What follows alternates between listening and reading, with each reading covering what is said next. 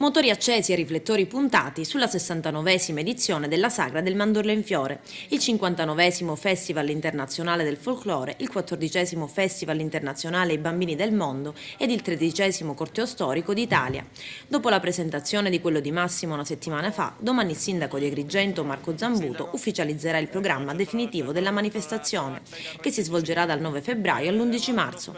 L'edizione 2014 preannuncia diverse novità, a cominciare dalla durata e diverse sorprese concretizzate in numerose iniziative collaterali. Il cartellone degli eventi, salvo accorgimenti dell'ultima ora, dovrebbe essere questo.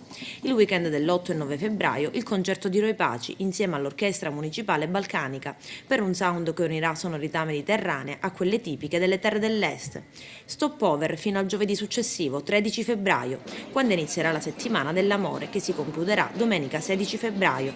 Ancora un salto nella settimana successiva, il 20 febbraio partiranno i giorni dedicati alle eccellenze agrigentine, durante i quali verrà consegnata la cittadinanza onoraria alla scrittrice ed avvocato Simonetta Agnello Orbi.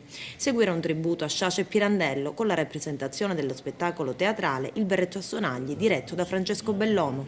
Il primo weekend di marzo sarà caratterizzato dal concerto di Mario Venuti e dalla Vallicaldi Open Street, con delle iniziative nel centro storico a 2 passi da Via Atenea aperte all'arte e all'integrazione.